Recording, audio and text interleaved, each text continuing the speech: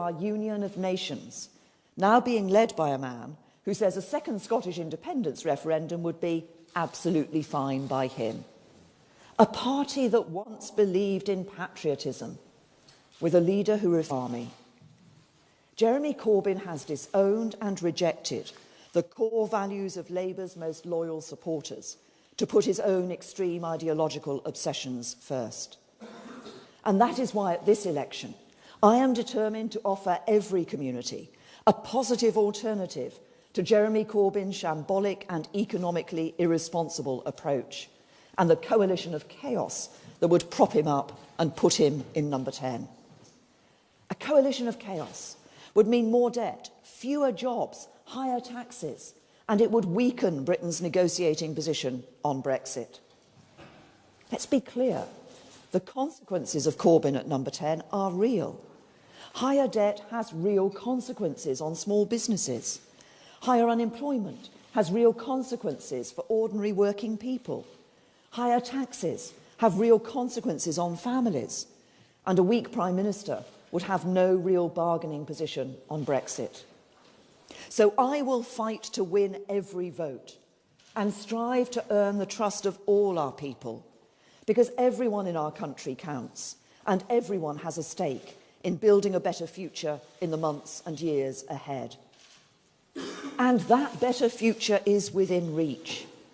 So far in this campaign, we've shown that we can only make a success of our country's future if we are simply not up to the job.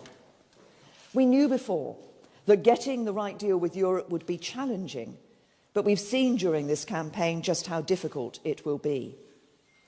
We've seen how Britain's negotiating position has been misrepresented in the continental press, how the European Commission's negotiating stance has hardened. We've seen how the 27 remaining member states are determined to work together.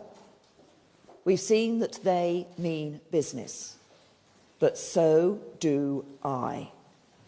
We've seen how important it is for Britain to show that same unity of purpose here at home.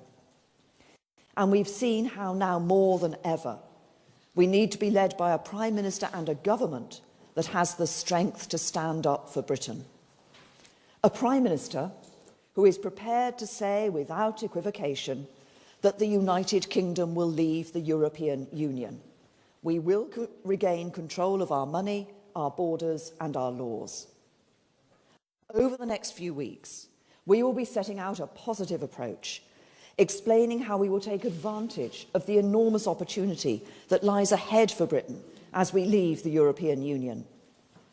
But if we do not get it right, the consequences will be serious.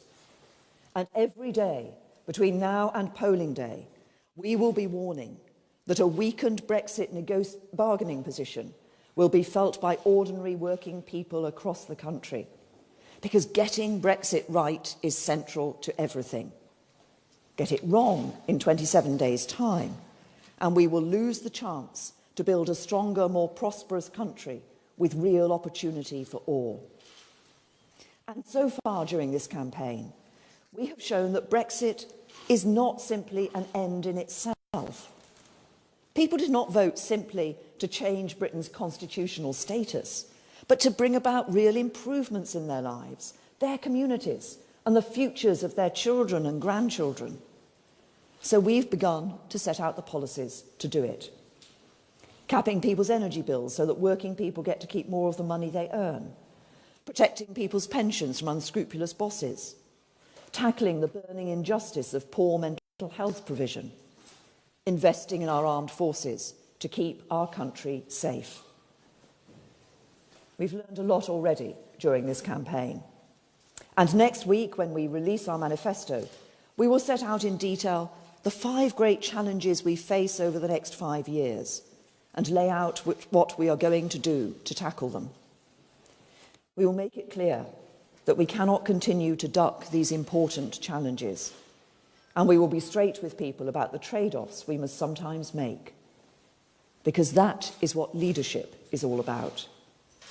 We will not shy away from tackling the great challenges of our time. And with the strong and stable leadership of me and my team, backed by a broad coalition of the British people, we can begin to address them together. That is why I will be campaigning in all corners of this country in the 27 days ahead. I will be reaching out to those who have been abandoned by Jeremy Corbyn and let down by government for too long. I will be doing everything I can to earn their trust. And my commitment to them is this: if you put your trust in me, back me, I will work every day to build a better future for your family and our country. If you put your trust in me, back me, I will strive to be a leader worthy of our great country. If you put your trust in me, back me, I will work every day to build a Britain our children and grandchildren are proud to call home. A stronger Britain, where everyone has the economic security they need and the chance to live a secure and happy life. A fairer Britain that works for everyone, not just a privileged few. So as we reach the halfway point of this campaign, the choice is becoming ever more clear. Me and my team, with our eyes fixed on the future, or Jeremy Corbyn and his allies that want to take us back to the economic chaos of the past. Strong and stable leadership with me as Prime Minister to see us through Brexit and beyond, or a coalition of chaos with the shambolic Jeremy Corbyn as Prime Minister propped up by everyone else. I've said many times that this is the most important election in my lifetime. With every passing day of this campaign, that statement rings ever more true. For a government of chaos led by Jeremy Corbyn, who can't add up, can't be trusted and can't lead, would be an economic disaster for our nation. And at this crucial moment for Britain, that is simply too big a risk for anyone to take. Thank you.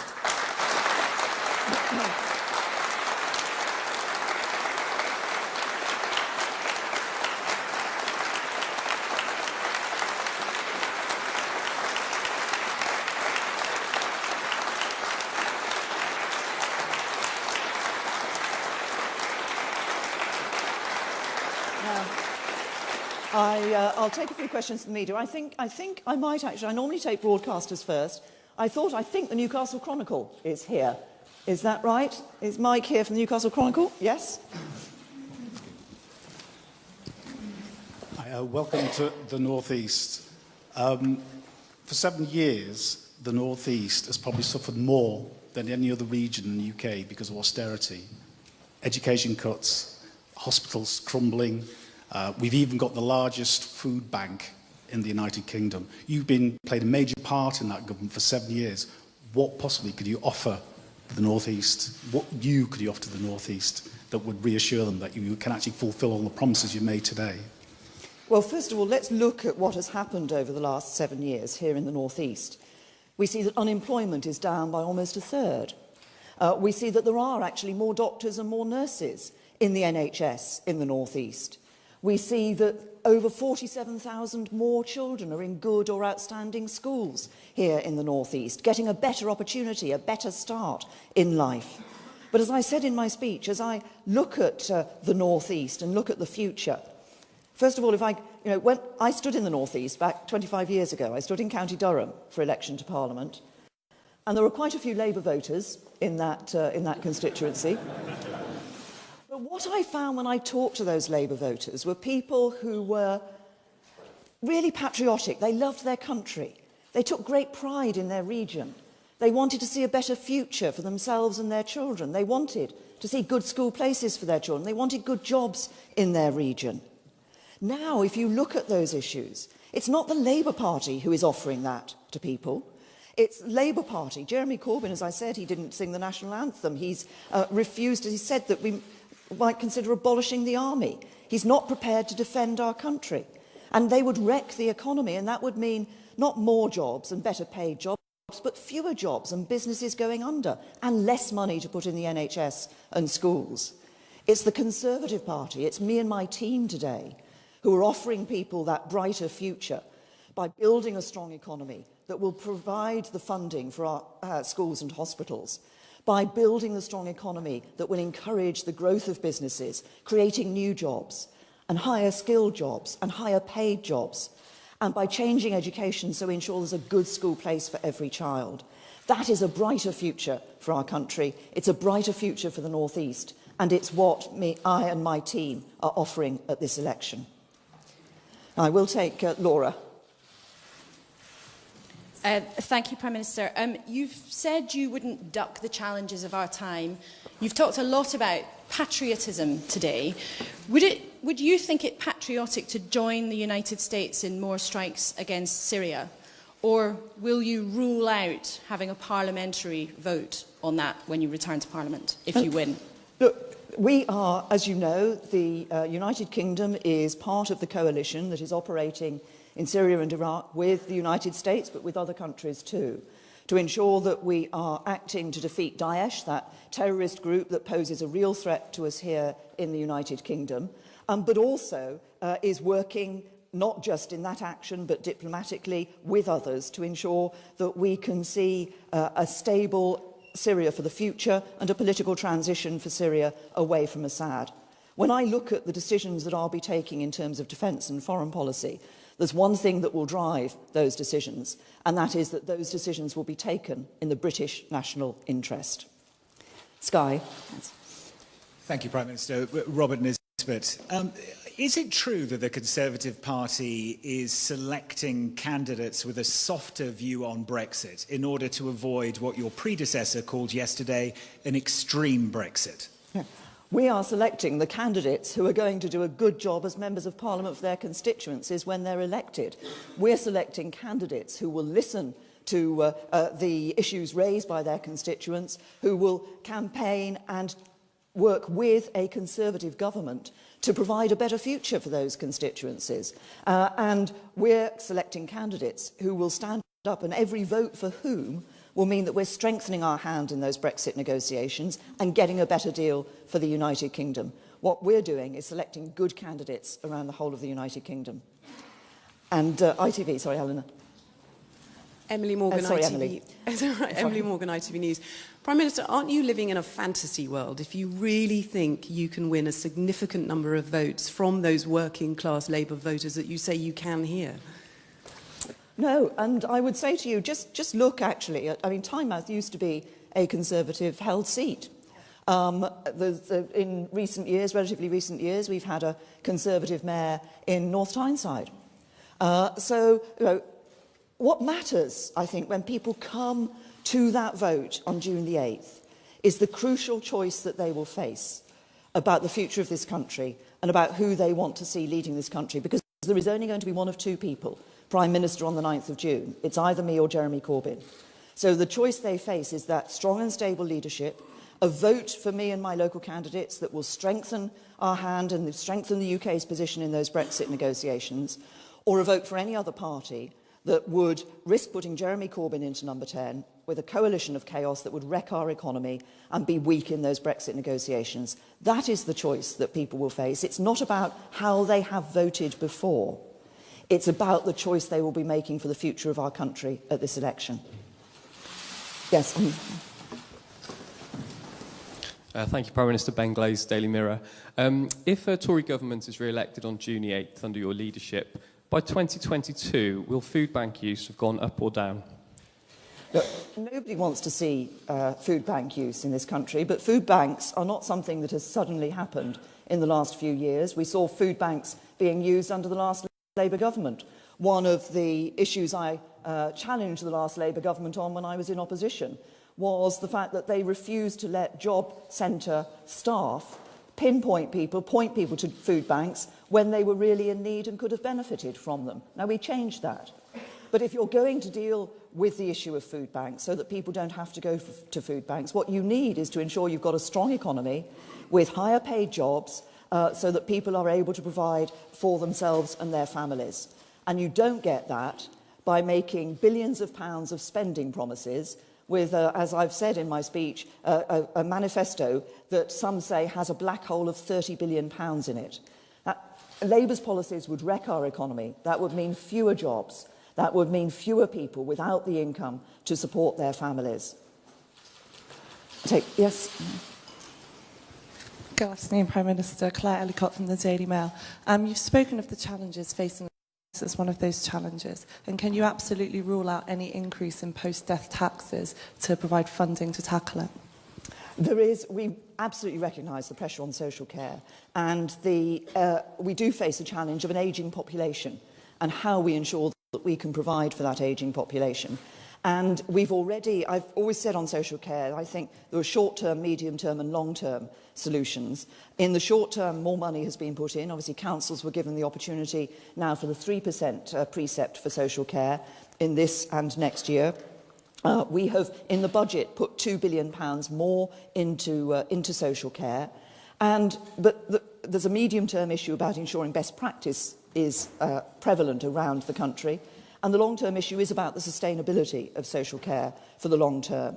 And obviously, we'll be publishing our manifesto next week. And I'm afraid if you want to know what's in the manifesto, you'll have to wait for the manifesto. It's a nice try, but I'll take two more questions. One on the end there and then LBC. Thank you, Prime Minister. Kate McCann from the Daily Telegraph. Can I ask, given the problems with Southern Rail and the fact that the East Coast Main Line made a profit for the taxpayer when it was in public ownership, is there now a case for some or part of Britain's railways to be renationalised? No, let's look at what's happened since the railways were privatised. Actually, we've seen, I think it's virtually double the number of passengers using the railways. We see enhanced services on our railways. And that is important because what matters is the service that is being offered to the public. And the privatisation of our railways has actually led to an improvement in service and to, as I say, more passengers using our railways. And that's good news. I don't think taking us back to the days of British Rail, and I'm old enough to remember what the railway service was like in the days of British Rail, it has come on significantly under privatised companies. They're more focused on the service that they're offering to the passengers. And now LBC. Hi, Sam Thompson, LBC. Before and after last summer's referendum, we heard warnings about the North East potentially being hardest hit by any negative economic impacts of Brexit. What measures are you going to take as Prime Minister specific to the North East to make sure that those prophecies don't come true? Well, of course, and since the referendum, we've had the very good news for the North East of the investment that Nissan is putting in the North East for the future. And that is not just about a government that wants to ensure that our automotive industry is competitive for the future. It's actually a huge compliment to the work ethic and the standards of work of workers here in the North East. Now, what are we doing as we look across the country? Because I do want to ensure that economic growth and prosperity is spread around the country. Our modern industrial strategy is about looking at which sectors of the economy we should be encouraging. What is the economy of the future that we should be helping to grow? Where should we be seeing clusters of expertise in our economy? And we're working with businesses here in the North East and around the rest of the country to say what actually makes sense for encouraging that growth in our economy, for bringing more investment in and bringing more jobs. But as I say, the North East already has a great record, particularly in the automotive industry, but in other areas as well. And it's about building on those positives that we already see in areas like this. But it's about, crucially, ensuring we're bringing more jobs, higher paid jobs, and a better future for people in the North East and elsewhere. Thank you very much, everybody. Thank you.